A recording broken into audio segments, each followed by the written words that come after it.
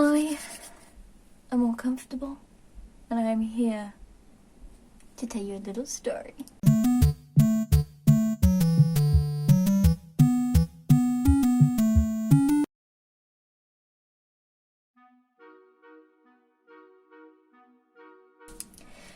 Hi, welcome back to my channel. My name is Doedle, and I have a pretty regular life, despite being me, looking the way that I do, living the way that I do, in this, like, pastel, kawaii little prison that I call home. I live a pretty regular life. So when weird stuff happens to me, it sticks out like a sore thumb. They ain't now real special about my life. So, as you guys may know, I moved into this flat about a year ago. It's actually coming up to my year anniversary of being here, and I'm really, really happy where I am. The place I moved to is rather quiet, cute and quaint, and I chose this place because I don't drive, and the bus system is pretty good. I'm choosing not to drive at the moment. It's expensive. It's expensive at the moment, so I'm just like, I'll put that on hold for a bit. 23 and don't have my license. Am I, like, leading my life wrong? Get your license, you 23. Mate. This story involves the bus. It's heavily around the bus. Without the bus, this would not have happened to me. So, thank you, bus. I was having a bit of a weird day. I don't know, I didn't feel that well. But I needed to go grocery shop for that day. I get the bus to my local supermarket. So, I'm like, ugh, I rip myself out of bed, put on clothes, and then just go wait at the bus stop. Bus stop is right near me, and it's really nice. So I'm waiting there, listening to music, having a nice jolly time waiting for the bus. Nobody's at the bus stop with me, and it is not unusual for dogs to come by with their owners, and a lot of the dogs around here are quite well trained. So when 3 dogs walked into my bus stop, normal. They don't have collars on. Some people don't put collars on their dogs anymore. It's not what my family did, but I appreciate some people don't do that anymore. And I noticed that they are all purebred French bulldogs. I've never seen one in person, and hell, they're massive, chunky little fellas. And I recall there were 2 boys and 1 girl. They were all different colours and stuff. They looked very cute. Of course, like, I would like to pet, but whenever I think about petting somebody's dog on the street, I will always ask the owner's permission first, because you never know if that dog is anxious, if they're aggressive, so you always want to check in with the owner before you go and touch somebody's property, their dog, their pet. I want to get permission before I do, I want consent. So I look behind me, which is where the dogs came from, and they came from that direction, like behind me, and there's like a plain of grass there. I look and there is nobody. There's nobody there. There are 3 dogs with no leashes, no collars, and there is no owner behind me. I think I may have recalled a van pulling away, but that was it. So at this point, I look across the road. There's a lady across the road, and I'll go, do you know these dogs? Because I'm new to this area. These are 3 French bulldogs. They're pretty recognizable. If somebody had 3 French bulldogs, a local would know. And she was like, nope, no clue. And there was another woman, and she was like, nope, no clue. So I'm like, what do I do? What do I do? And then as I'm thinking this, the dogs walk out of the bus stop and onto the road. The active road with a lot of cars going very fast. And I'm like, I need to act right now, because I am not prepared to see 3 dogs get smushed on the road in front of me. I want these dogs to be safe. I am a very big dog person, and at this point in time already, some of you may know that unfortunately my mother passed away, and she had a rescue dog who I had to rehome. Literally around that time, I had to rehome my mother's dog. So I'm like, I cannot take care of any sort of dog right now, and there are 3 French bulldogs right here. I'm like, so thankfully, my house was like just in like walking distance. So I said to these women, can you please help me? I like ran across the road, I picked up the smallest one in hopes that the other 2 would follow me, and they did. and the two women like made sure to like herd them in. I like rapped on my front door because I live with other people that aren't my family, and my housemate who lives at the front comes out and she's like, what's happening? I'm like, please. I'm like, I've got this dog in my hand. Can you please open the back gate? So she goes and opens the back gate. I go in, the other two dogs follow me, and I close that door. I don't even think I said thank you to those women for helping me herd those dogs in. I feel so bad for that. But I was in such a panic that I was just like, shit. Close the gate. I don't want these dogs running back out again. Put the little boy down, and then I just have 3 dogs in my garden. My housemate comes out and she's like, we've got 3 dogs in our garden. So I'm freaking out. And also, I forgot to mention, it's a Saturday. This happened on a Saturday. What is most commonly closed on Saturdays? Stores, businesses, and vets. I'm like, why did this have to happen on a Saturday? Why? I guess we could keep dogs in the garden. That was like our thing, like keep them in the garden. But I mentioned before, 2 boys, 1 girl. They weren't fixed. They weren't fixed dogs.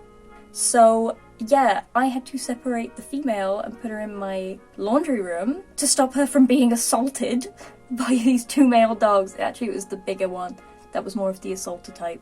The little one that I picked up was very sweet. And I was very cautious about picking up this little girl because she seemed aggressive to me. She was like jumping a lot, barking a lot. She didn't snarl per se, but there were certain like traits about her that I was like, God, she could be aggressive. And I'm like, who cares? I don't want this dog to be assaulted. I want her to be as calm as possible, and it's causing like a lot of tension with the other dogs. So I'm going to remove her, put her in my laundry room. And as soon as I get her in the house, she calms down instantly. And I'm like, because one of my theories, because the dogs kind of smell a bit, they smell like farm. And I'm like, oh my god, this is a breeding situation. That they've been dumped. And I put her in the house, and you could tell that she had been kept in the house. She got instantly relaxed.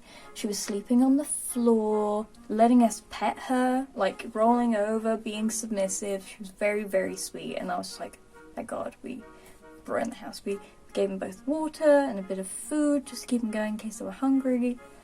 And at this point, I start phoning people. First phone the dog warden, because I know the RSPCA don't really come out for dogs unless they are injured or in any sort of danger. They were safe in my care, even though it couldn't have been a long-term thing. But they were safe, so I knew the RSPCA would refuse. So I first called the dog warden. Closed. He's not there. I'm like, shit. And I phoned a couple vets. They're all closed.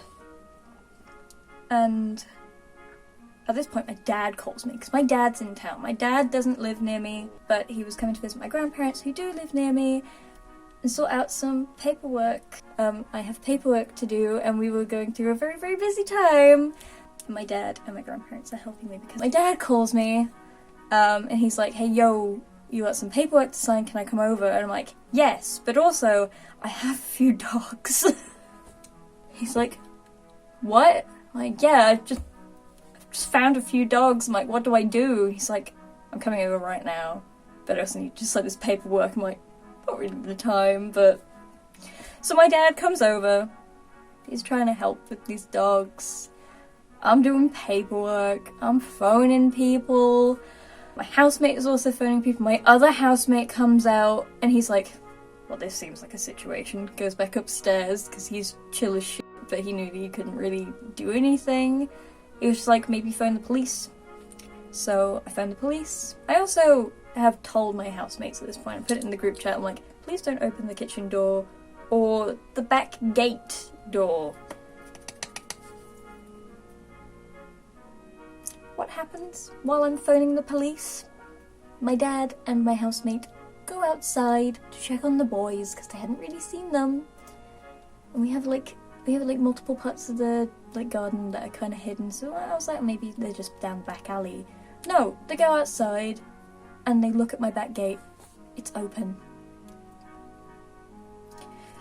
My house, it's like a house, and then we have a separate annex where another tenant lives, and he had not gotten the memo to not open the back gate.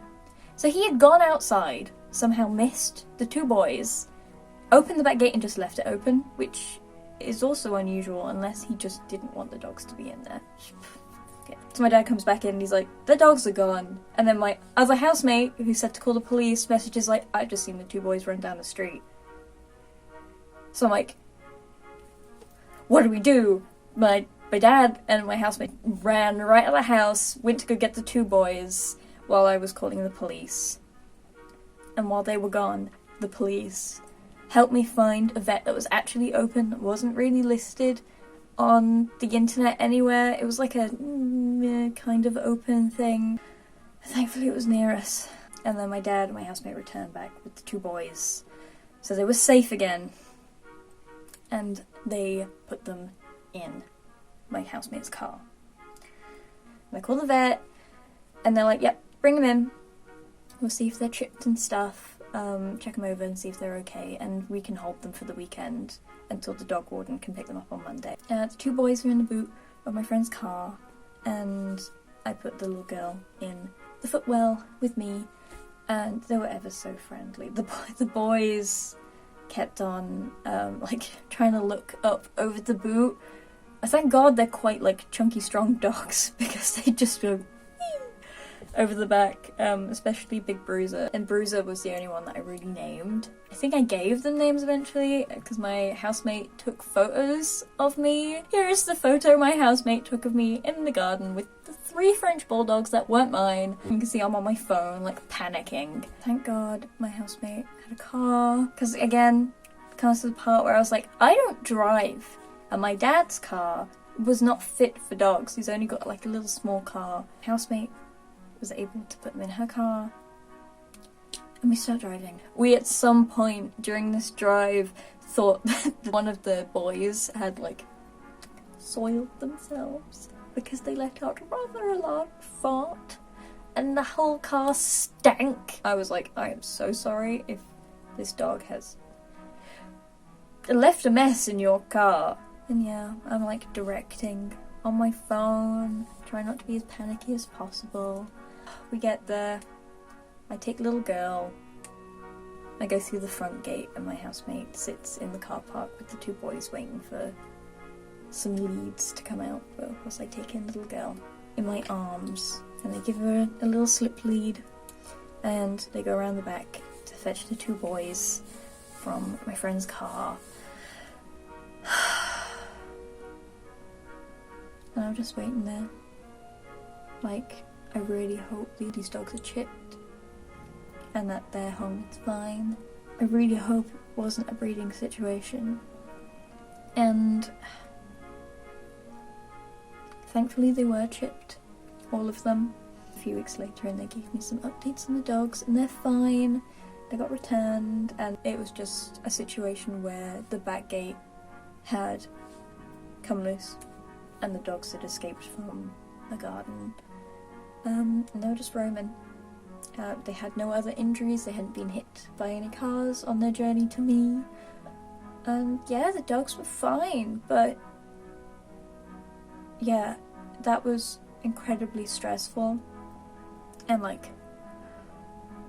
I'm really glad that I was able to react that fast and that I was in the right place at the right time. My house was just there, because if I'd lived further out, I wouldn't have been able to do anything, and I would have felt awful, because I don't want any dogs to be in harm's way. We've bred them to be dependent on us so much so that I can't really survive out in the wild. Winnie, my mother's dog, that's now been rehomed, was actually a breeding dog.